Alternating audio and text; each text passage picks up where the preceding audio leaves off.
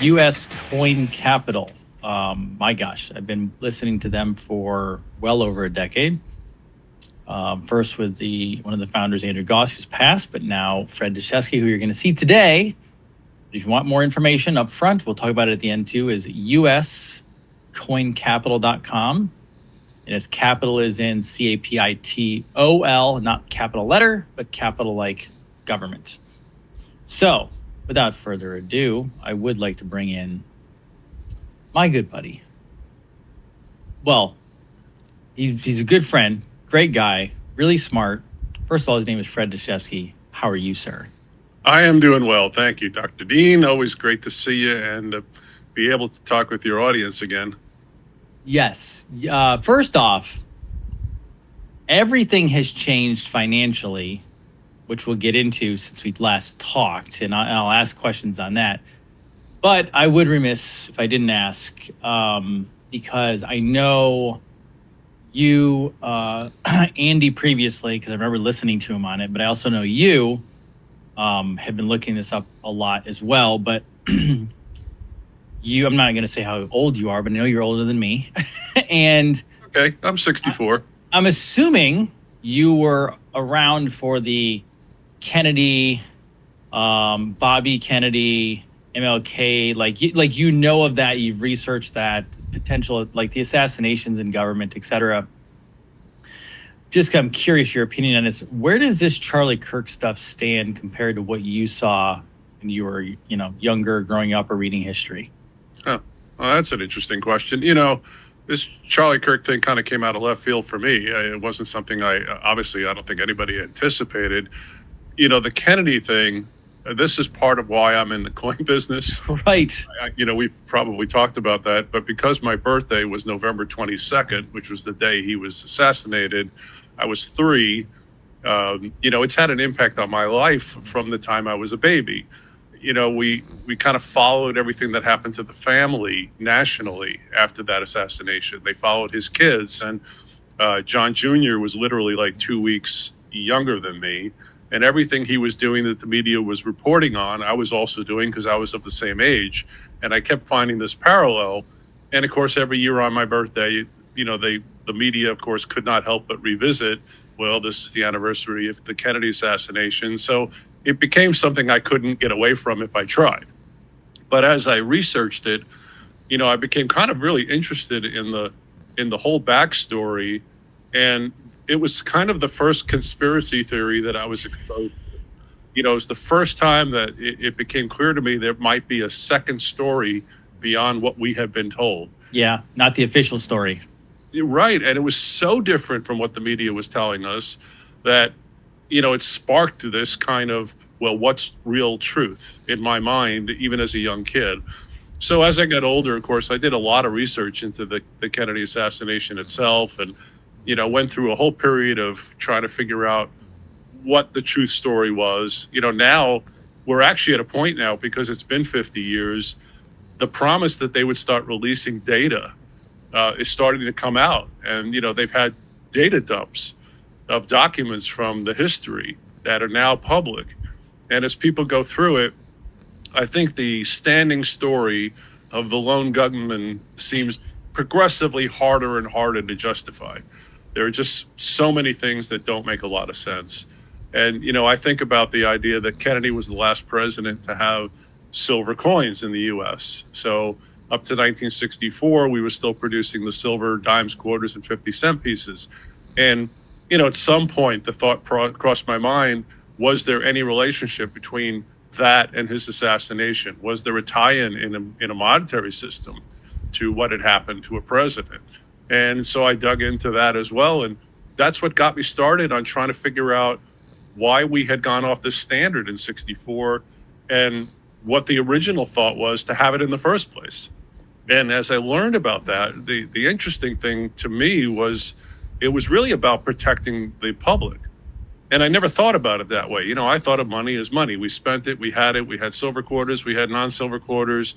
I was a kid. I didn't get this. I didn't understand what was happening. But the more I researched what the founding fathers were really worried about early on in American history, I began to understand how great a wealth protection tool silver and gold were. And I went back and looked at the 71 period where Nixon removes the gold standard. And, the tie-in to what happened there, we understand the effect it had, of course, on the American public, where suddenly one day your money's gold back and the next day it's not. But I don't think what a lot of people realized is the creation of the economies that followed. Within a year or two, OPEC had been formed, the oil-producing export countries, and they all got together and said, well, wait a minute, we have standing contracts with America that we sell you oil and we get in return dollars. But those dollars were gold-backed dollars. Now you're telling us you want to pay us in unbacked gold, paper dollars. Their response was, this was unacceptable. So they said, well, what if we just, cut production? And they started the oil embargo. And by 1973, this had gotten so bad that many of the listeners are probably not old enough to remember this, but there was a time where we had odd, even license plate gas days. Yeah, I remember. I've heard of that. Okay, so in 1973, the oil shortage had gotten so bad that the gas pumps at your local gas station were running out, and they had to limit and ration gas. So they said to the public, if your license plate ends in an even number, you can get gas on Tuesday, Thursday, and Saturday, and if you have an odd number, it's Monday, Wednesday, and Friday. And I was working at a gas station in Queens, New York, and I was the guy that had to walk down the line of cars and hang that sign on the license plate of the last car that said, this is it. This is the last that car wasn't a for fun. gas. That probably wasn't a fun job. You probably got some hecklers. Hecklers would have been fine. It got a little violent a couple of times. And it also, I had a few people who would willingly stuff my pockets with cash if I would ignore, the numbers and the license plate issue. But this was a direct response that eventually set the U.S. into a heavy recession in the mid and late 70s. And all of it came from the world turning around and saying, we don't accept this notion that money is unbacked and just floating around, and we're supposed to believe that the government would control the amount of money it would print without having to constrain itself by having to have a gold reserve. By the late 70s, we went through that inflation period most people remember. By the time it peaked, it was the Jimmy Carter years, 1980. Inflation was running 17%, 18%. Interest rates have been cranked up by the Federal Reserve to respond to this massive inflation problem, to the point where if you were taking out a mortgage in 1980, 81, you were looking at 17, 18% a year. Insane. And think about that today, where people are kind of squeaking about, oh, it's 7%. I don't say know. they're complaining. They Right. complained about 5%. Yeah. So relatively speaking, we went through a very strange time as I grew up, and all of it filtered from this removal of the silver standard of coins and the gold standard of the U.S. dollar. I almost felt compelled to dig in and figure out what was going on underlying, and that's when I discovered the whole Federal Reserve system and the concept of central banks, and the idea that we had this private banking coalition, if you will, that had gained control over a period of decades through a variety of things to end up getting the ability to print money for our country and have that control in their hands, as opposed to it, let's say, staying with the U.S. Treasury, where it would be in public hands. So, I see a lot having to do with political assassinations and where the motivations come. Today, we have a really bizarre world. I mean, We do. Every day something really weird comes up that, we just didn't expect. And I think people are losing their minds, but, No, you're not wrong. You're not wrong, Fred. I went over that yesterday because the last couple of days, I didn't even want to cover the whole thing because I didn't follow Charlie's stuff. I did catch clips here and there, and I thought he was obviously very intelligent and very smart at what he was talking about, but I wasn't his demographic per se. But as I look at it, I'm like, my God, like this, because like you, I followed the Kennedy stuff. I went back, I looked at the Lincoln stuff. I looked at the Andrew Jackson things. Like every time that they were going against like the monetary system, and obviously like there might be more stuff behind the scene we don't see, but really now we're obviously at a financial situation turn that's going to happen, but we really just have a major problem in our society, from whether it's mental health to indoctrination to schools to like we are at a massive point in our world where we just have to change something going forward. We can't be like this. When did it come the case that you disagree with somebody, so you want to take them out? I mean, you It's literally insane. want to kill this person because you Right. disagree with their political opinions? I mean, I think about the period before I was around, the late 50s and early 60s. An average person did not discuss their political position with their neighbors. No religion, no politics, right? No, you never did it. And there was a fundamentally understood reason for that. It was because that's your personal business.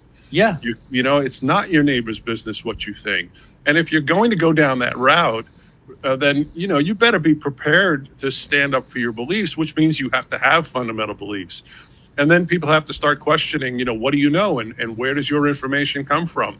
And again, 40, 50 years ago, news sources were a lot more reliable because they were actually independent news sources. Now we have entertainment They didn't have a channels. phone in their hand either. They had to actually go, like if you wanted to be educated, you had to go find books to be educated. You had to read books. What a concept, right? Go to a library I and mean, pull no out a book. scrolling through endless reels and videos, Fred. Yeah. I keep thinking of Good Will Hunting, the Ben Affleck movie, and Matt Damon, where he makes that comment in the bar scene where he says, you could have gotten your entire education for $1.25 in late fees at the library. You didn't need to spend $125,000 to get a degree. The point was people could educate. So I look at where we are currently, and I think this is the proverbial dual-edged sword, the thing that cuts both ways. Okay, number one, you and I and everybody else now, we have complete access to the entire body of knowledge of man on our cell phones. It's a phenomenal thing. It is just stunning to believe that there is no information that's not accessible to us now. But with that comes an awful lot of crap. When everything is available to you that readily, that means there's no filter. So you get bizarre opinions, you get unfounded opinions, you get opinions that are partly true and, utilize just enough information that's valid to support some bizarre, position. And then now it becomes the job of you and I and the listeners to segregate what's really true. Yep. And that in itself is a skill that I don't know that everybody has developed because it wasn't necessary before. You didn't have to worry that the information you were getting was being so filtered that it actually represented one party's position and not actually the real truth. Nowadays, I just find this much more challenging for people to ascertain what's real. So you get this complete widespread discrepancy between people's opinions, and it's so far apart now. I've never seen this country more divided. I think even during the Civil War, we were more together as a country than we are today. It's crazy. It's interesting, but then it's funny because I was like, oh, good, a break from this stuff today, and it's not really a break because obviously people are thinking on it and looking at how the world has changed a little bit. But what's fascinating is I was like, okay, I have to have Fred back on, but I'm like, wait a second. A lot has changed since Fred was on last. And I mean, I had asked you questions about this before, but everyone's still learning, obviously. And it comes to gold standard, but also cryptocurrency and the dollar. And we are now, quote unquote, the cryptocurrency capital of the world. Stablecoin bills put through. They're getting ready for the Clarity Act. They're talking about putting treasuries tied to stable coins. Lots of gold talk. Is Fort Knox full or not? Like, what are your even thoughts since the last time we spoke? That's pretty funny. Yes, Fort Knox is pretty much exactly what everybody should expect it to be. There's nothing. I don't think there's any surprise there. The thing that troubles me about the crypto world, and again, this is not my world, so I know it peripherally enough to understand it. But what concerns me now is that BlackRock is taking such a large position, because I'm worried that one entity that is that vast, and of course, for those that don't know BlackRock, you need to just check out what we're talking about. This is probably the largest single hedge fund on earth. And they have so much wealth and so much money that if they decide to enter into any market, they're going to have an impact. And if they now decide that they're going to take a, 3.5, 4, or 5% position in the crypto world to where they own that quantity, well, that means now that we have an entity that's also large enough to start affecting its price. And they're ready to go with ETFs. Yes, and this kind of stuff concerns me a little bit because I don't like the idea that people are dealing with a market where, there's potential for manipulation because one party could control a vast amount of the interest in it. This is the one thing I've always loved about the physical world of gold and silver. Number one, of course, it is physical and you can see it, touch it, and feel it, but it's spread around the world. So since the last time you and I have talked, there has been a monstrous increase, and I mean monstrous increase in the purchasing of gold. And many people would guess, but it's come from the central banks. Mm-hmm. And of all the central banks around the world, number one, by far, China. China has been buying more gold than anybody on earth. And when they start doing this at this level, and every central bank worldwide is doing the same thing, it tells me two things. Number one, they are long-term minded, especially China. China does not think about a month from now. They don't think about a year from now. They're thinking 10 years, 20 years, 40 years down the line. If they're accumulating these monstrous quantities of gold today, they clearly believe it's going to be higher in value in the future. Otherwise, they store their wealth in their own currency, the Chinese yuan. Why wouldn't you buy your own money that you control than some outside commodity? The other thing it tells me is not only do they believe that it's going to be higher in the future, but it also indicates to me that there isn't a central bank worldwide that feels comfortable saying, okay, if we're having temporary economic softness, let's say here, well, there are other options. We can look at Europe and say, maybe we'll park our money in European currencies, or we'll go to Asia or go to some of these third world countries. There must be somebody that has a valuable currency that we can play with. Nope. No one can find that option. So by default, it's gold. And look what's happened to the price of gold. When I first started in the business and we were at 370, 380 an ounce, and people were saying, well, geez, when's it going to get to 400? It's stuck in the mud at this 370. And then it broke through 400 and 4.25. And the next thing you know, that 300 number was gone. And then the same thing happened, when's it going to hit 500? And we remember thinking, well, at some point, gold's going to be $2,000 an ounce and a $20 gold coin is going to cost you $2,500. Well, here we are today in 2025. $3,640 an ounce gold. Silver, which was $4 an ounce when I first started, is now $42 an ounce and continues to be pressured higher because, again, everybody is concerned about the future purchasing power of money where the government is printing so rapidly. And I've kind of looked at this economy and thinking about stuff from the 70s. So, again, I'm dating myself. But there was a period of time where water beds were really popular. Okay. And, I remember that.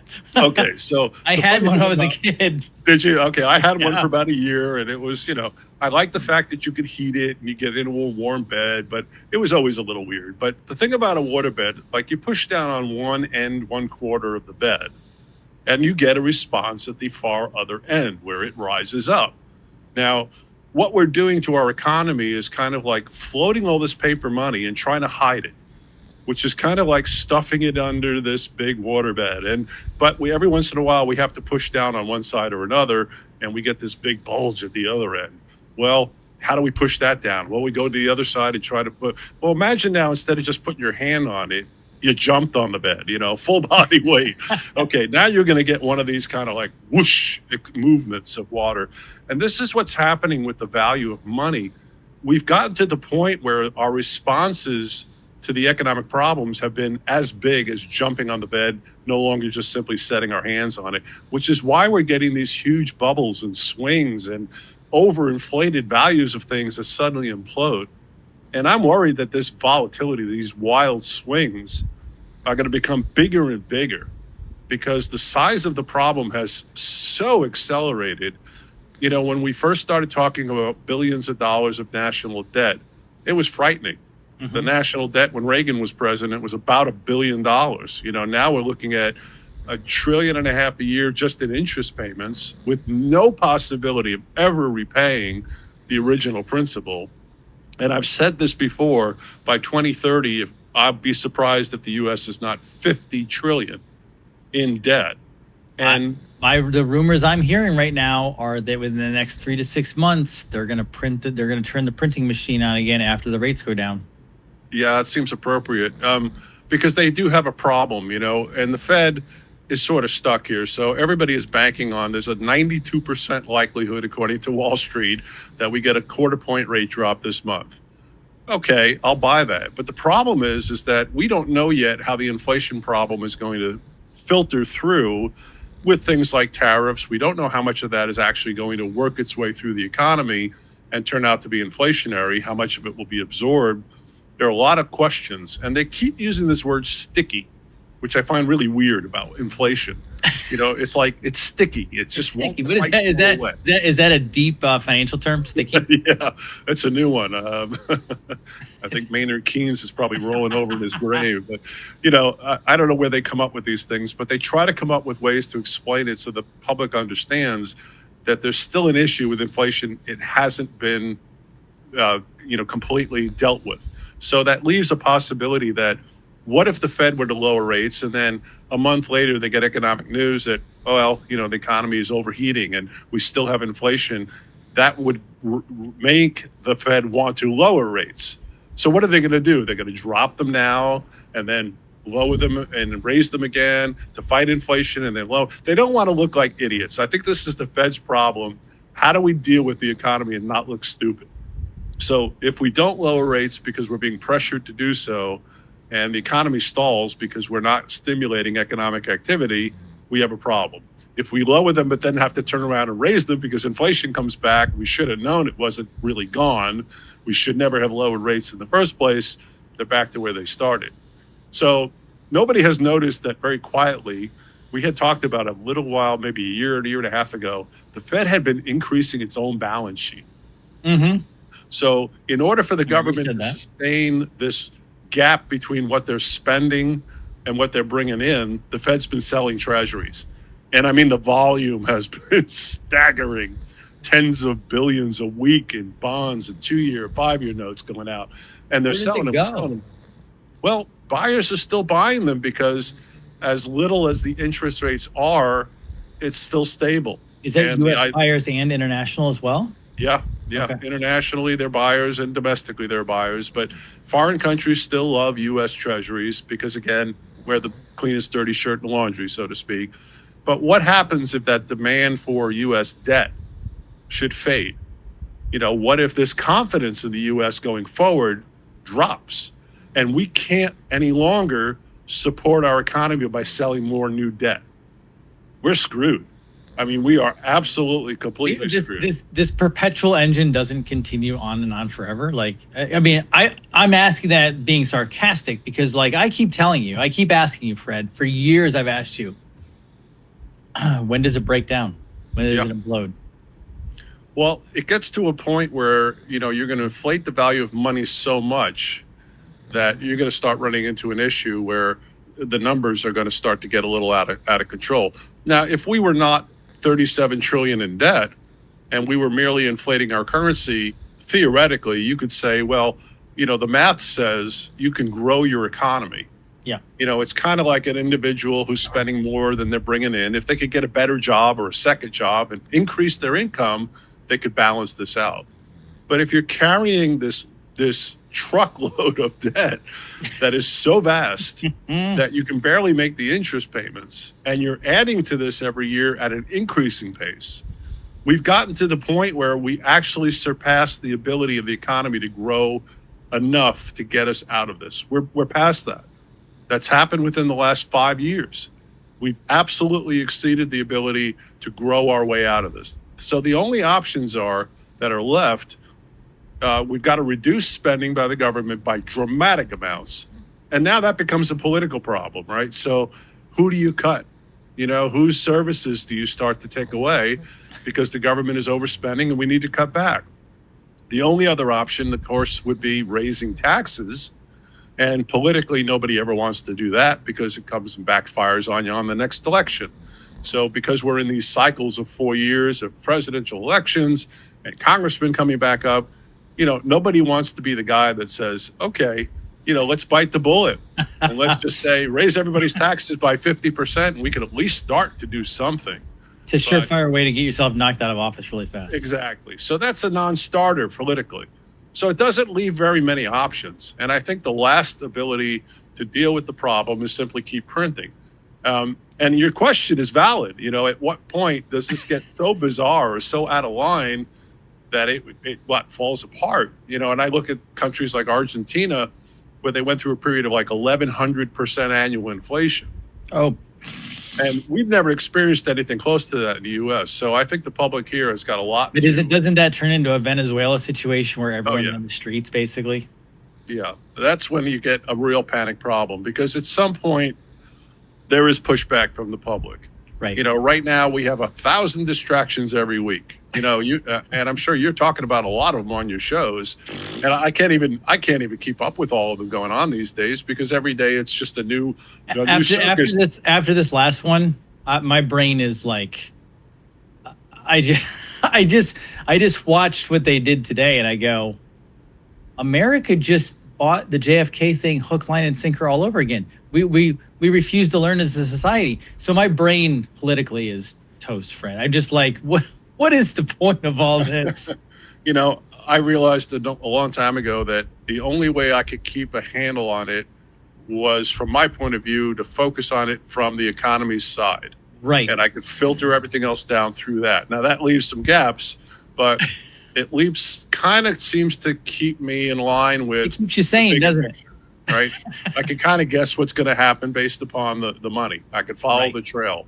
Totally. So I know we're going to have an unhappy public if the dollar keeps losing value. I know we'll have a very happy public, if the economy is stable and the dollar's holding up its value. And I keep harking back to the Fed when they were first instituted. What their charter said they're supposed to do, is maintain stable economic growth and maintain monetary policies that keep the dollar relatively strong and employment at a good pace. So you look at the first day that they took over and what the value of a dollar was then, and you can compare it to today, and we say we've lost about 98% of the value of a dollar since they took over. Had they been a private company, they'd have been fired decades ago. But we're stuck with this system until the Treasury takes over, which is what I believe we could do. Let's shut down the Fed, move all of their operations under the auspices of the U.S. Treasury, and let the government run this. I know that sounds horrific. Why would we want the government that's run up $37 trillion to also handle the issue of money? But the only advantage of it is at least we could vote these morons out if they do a bad job. We don't have that option when it comes to, the way the Fed is set up. So for those thinking in the future, I would certainly anticipate a lot more of what we've seen, which is the government spending more than it's bringing in and somehow trying to hide it, by pushing down on that waterbed and trying not to have that big bubble show up on the other side. I don't know how you do that. So I think gold prices are going to go a lot higher. I think silver prices are going to go a lot higher. And I think the next generation will probably pay so much more for goods and services that, within a few years, we're going to sound like, Grandpa did when I remember I could buy a candy bar for a nickel. How much is my coffee going to go up, Fred? Yeah, I think it's up 23% in the last 2-3 years.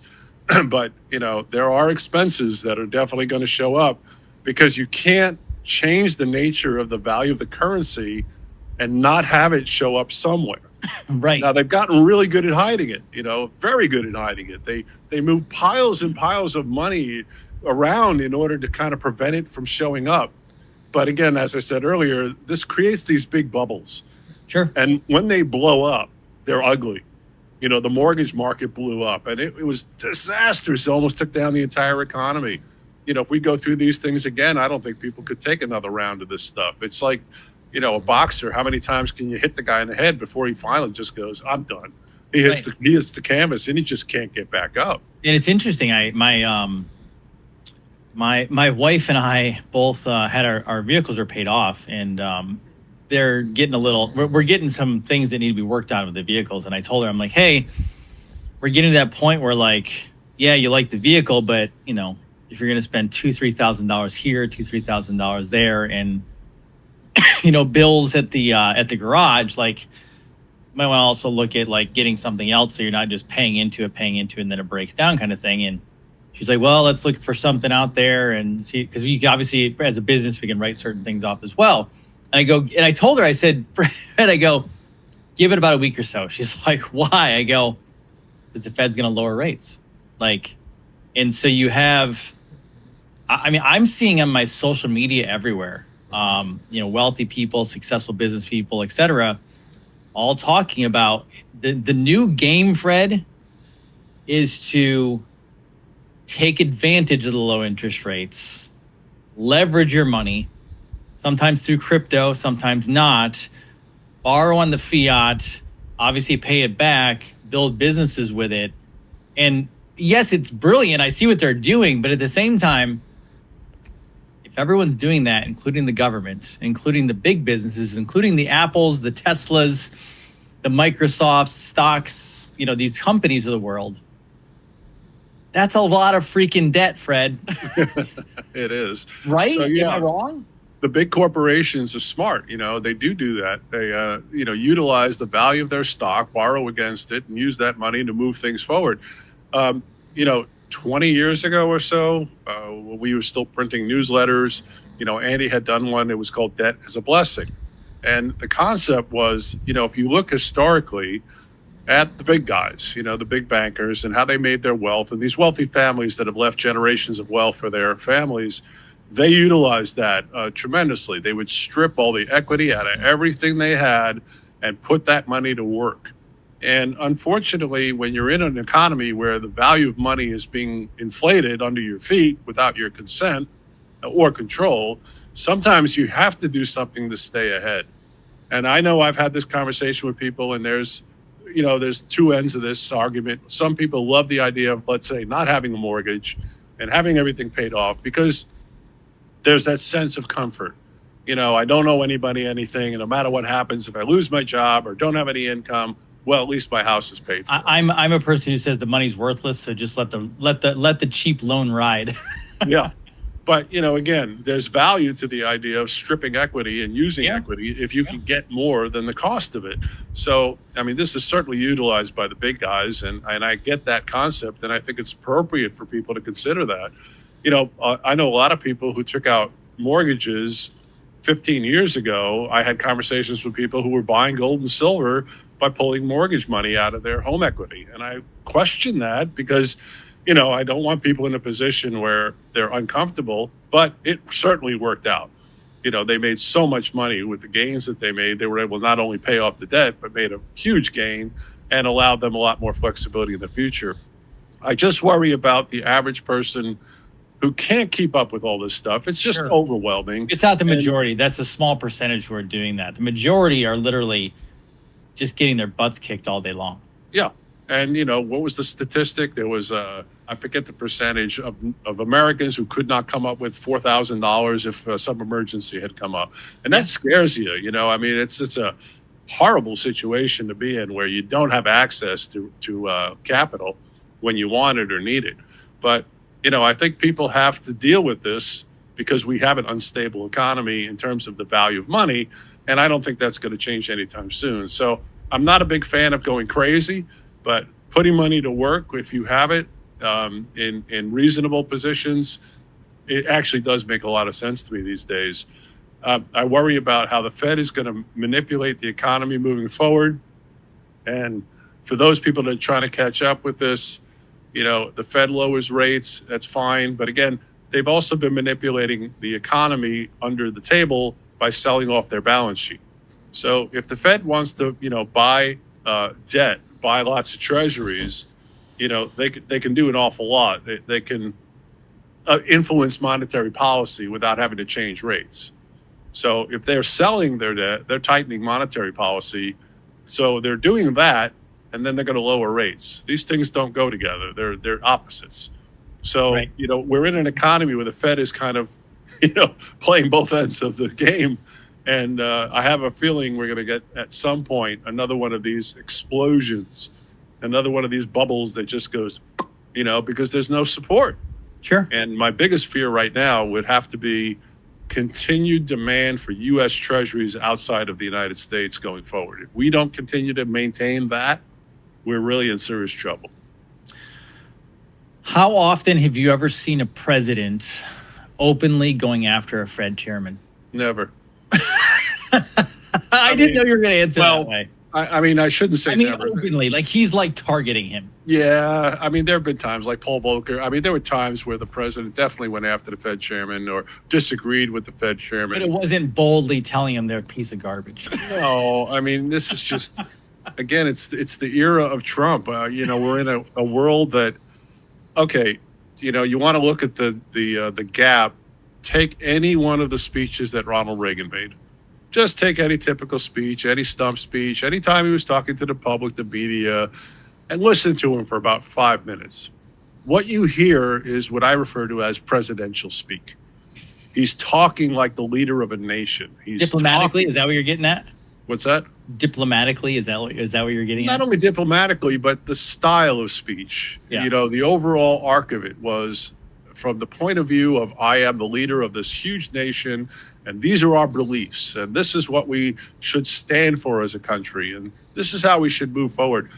Today, it's become it's like a circus. It's like I'm picking on this guy because he doesn't agree with my opinion. It's like he is the greatest showman in school, right? He was the apprentice, right? Yeah, and that whole mentality, I just find it disingenuous, but it's so childish. So you're gonna. You and Andrew must have been on the opposite end of the spectrum because he adored Trump, didn't he? He did, and I don't have a problem with policy. Yeah, it's more just his way of going about it.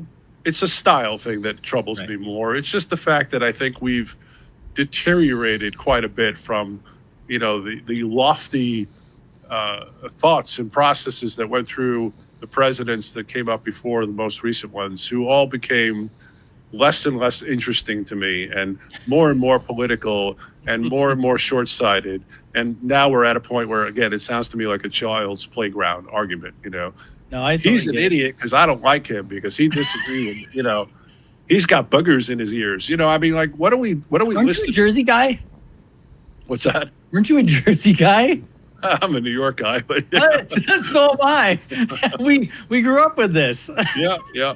But it wasn't from the president. It wasn't from the president. Right? It wasn't coming out of the president. There was much more of a tone, if you will.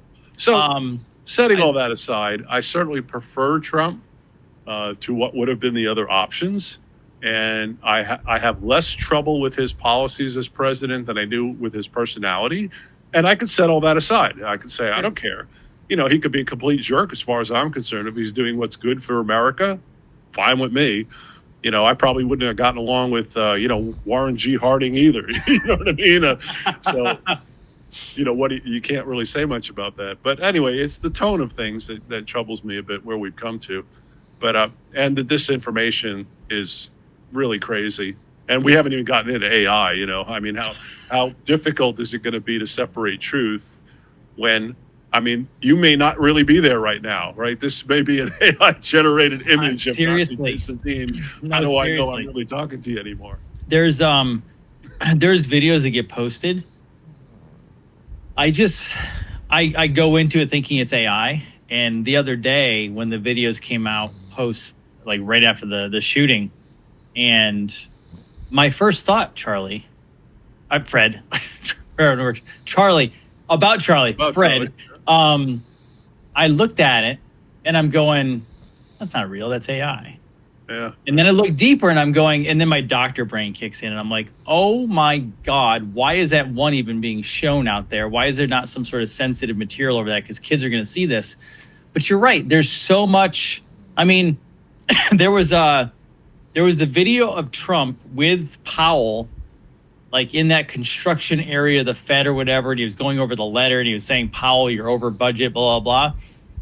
Within hours, there was the original video, and then there was another video that was dubbed in with voices of Yeah.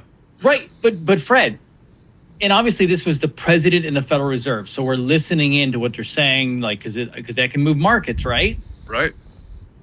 People believed the AI one. They actually believed that, like, he was calling him a loser, and Powell was like, I'm like, oh my God, like, we have people that believe this is real. Well, how do you separate it? That line is getting so blurred.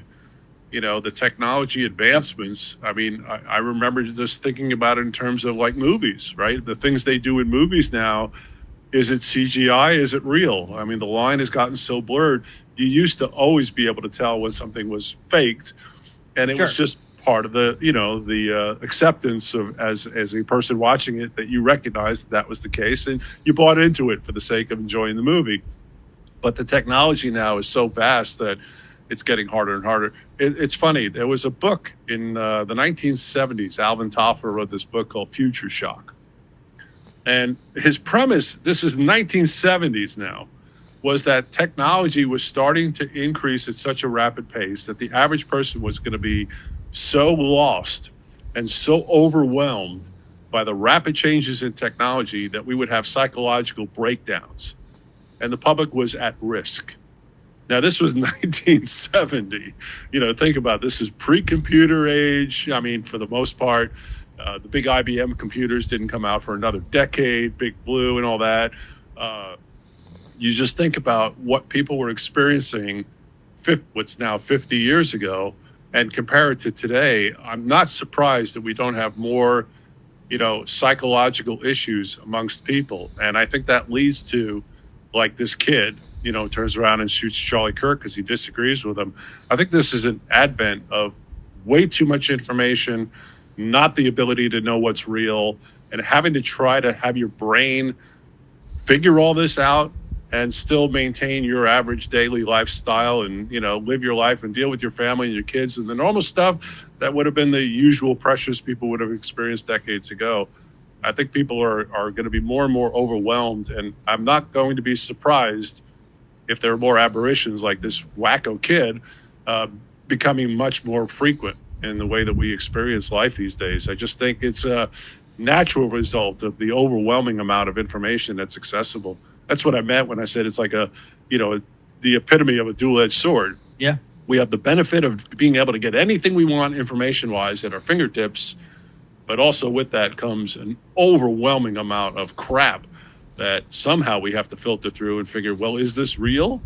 What am I watching? Is this the real story? Is this the real image? Is this the fake Trump, the real Trump? Did Powell really say that? How do we know? How do we know? No, I totally agree. Well, we do know what gold and silver are. Yeah, there's something simple about that physical thing, And I keep coming back to it with the complications of currencies and the manipulation of markets. Look how pretty they are. Seriously. Like, they're just beautiful, are they not? They are. There was some real artistic work that went into the original coins for sure. They used to literally scour the country for the best artists to do the designs, and they had contests, and winners were awarded the ability to say, I designed that particular coin. But there was some real beauty in it. But the sheer simplicity of an ounce of gold having a certain value and represents a certain amount of buying power. We were running a little ad as a kind of a sort of goof, but it was like, the question was, would you work all week for $40? But we showed two $20 gold coins.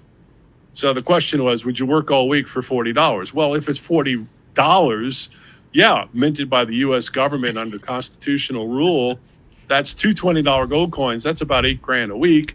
Okay, yeah, I'll do that. But, you think about how much money people used to spend to buy goods and services and what that costs them now. Not only have the costs gone up, but the percentage of what they're earning to buy those things has also increased. It used to be you could work by yourself and you could take care of your family. Now, an average American family needs about 2.5 incomes. One has to just go to pay all the taxes, the other one to support the family, and that other half is if you hope to have any kind of savings. Right. Because years ago, a single person could work, take care of their family, have enough money for a couple of vacations a year, and, okay, they weren't going to become wealthy, but they'd have a happy lifestyle that was supported by a single working person. That's just gone. That's out the window. So we're going to grow into this sort of nonsense to where, progressively there's going to be more and more pressure on the household earners to find a way to support the family.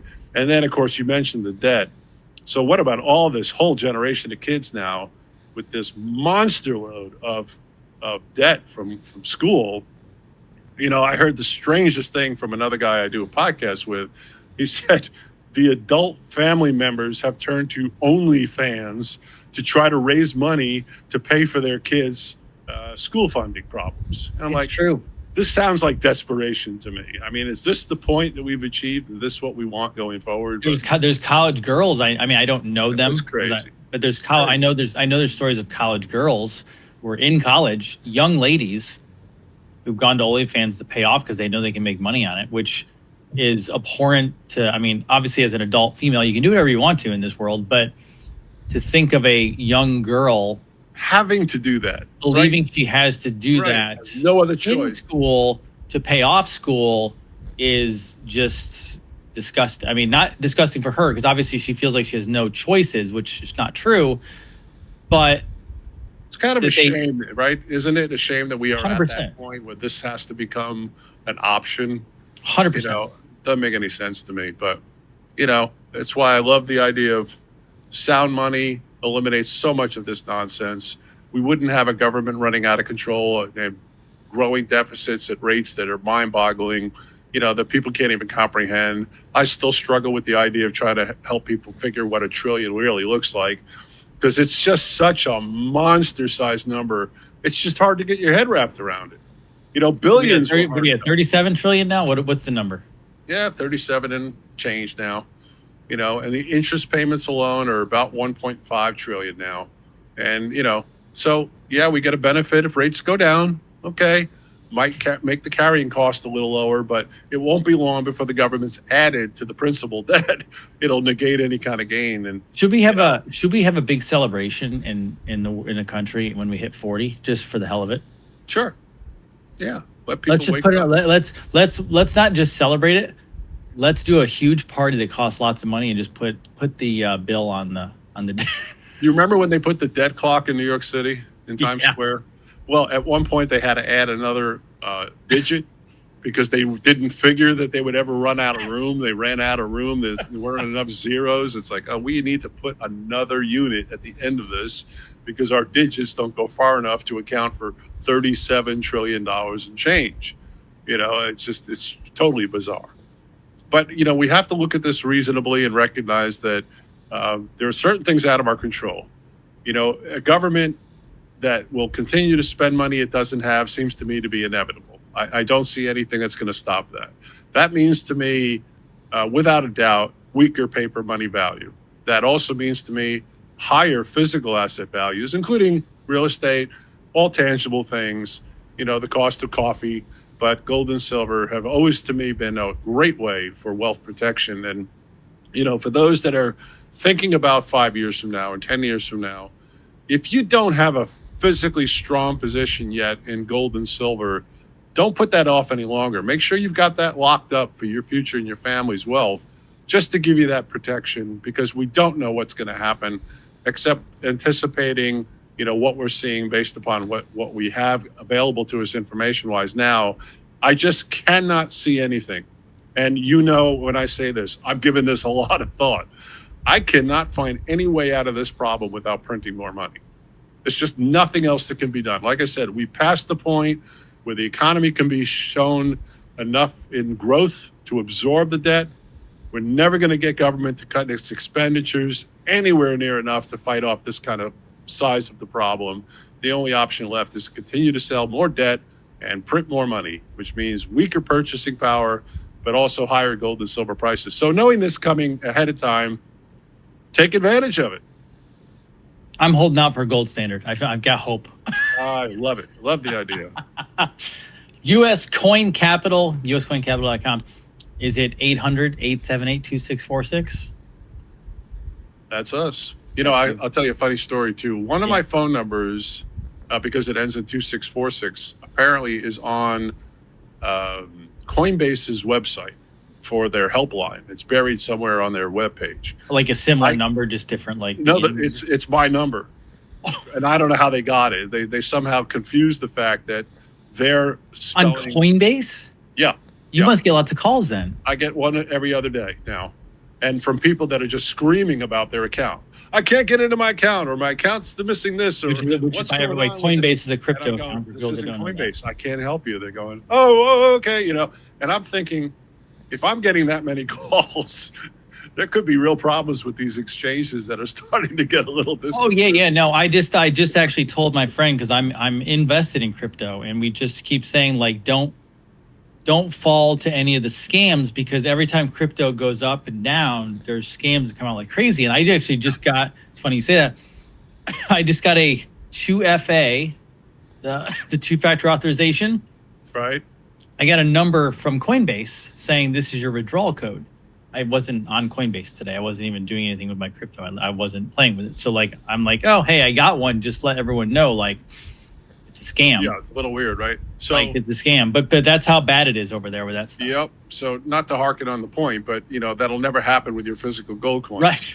You know, the only way that you can get into trouble, and this has happened, somebody convinces you to give them your physical gold or silver. And I've had a few instances where a couple elderly people were convinced that their accounts were under threat, and that the only way they could fix the problem was to turn over their physical gold and silver to this third party who would solve their problem for them, and somehow convince these people to buy huge quantities of gold and silver, and then meet these people in a parking lot and hand over their coins. And then, you know, so aside from that, there's just not much that could interfere with you when you have physical assets like gold and silver. You know, obviously with the crypto things, you've got the value of the currency itself, you've got the exchange that you have to deal with, the conversion. It either works or it doesn't, but there are also obviously a lot more issues involved in those kinds of things. But 100%. That being said, I do understand the nature of why people are in it. I mean, I've been looking at Bitcoin since it was about, 2000, I think. Here it is now at 112 or whatever it is today, So clearly there's money to be made in that. And I don't dispute the idea that people should have, a diversification concept of having some of that crypto, because we don't know how the future will fare with those. But I do like the gold and silver for its simplicity. There's nothing 100%. easier than taking physical possession. It's like buying a chair at a furniture store. It's in your home. You own it. You can sit on it when you want. You throw it out when you're done with it, but it's yours. 100%. Fred Dashevsky, uscoincapital.com, just as it says here, and 800-878-2646. Fred, hey, I appreciate you, and you'll be back faster next time. Yeah, always good to be with you. I'm really happy to see you guys doing well, and I don't know what's happening in the health end of the world these days, or if it's as crazy as the rest of the world. It's always crazy. Everything's crazy. I can't imagine what you're addressing with a lot of the people out there, and trying to isolate what the issues, where they stem from. Where's the fundamental problem coming from? So, it's just like finance. Everyone's been miseducated. So same thing. So I just watch the dollar. If it gets weaker, gold prices are going higher, folks. Gold prices are going higher. Fred, appreciate you. Have a great one. And everybody, I'll have Derek Johnson on Monday. So come on Monday, everybody, because it'll be a crazy conversation. People love the crazy. So we'll talk about the crazy of this past week. And everybody have a great week. What's this guy's subject? Or is he all over the place? Trump never left. He is commander-in-chief, and we're watching a scripted production. Okay. All right. Which I have my disagreements in places and I have my agreements in places. So it's kind of... Well, like you said, there's nothing unhealthy about the conversation. 100%. And that's always the thing, and Right. and all the people I bring on, there's never a yelling back and forth. It's a conversation. You can think something's crazy. You think something's good. It is what it is. But you know what? This world is crazy. So anything is possible. Got that right. Have a good weekend, everybody. Take care.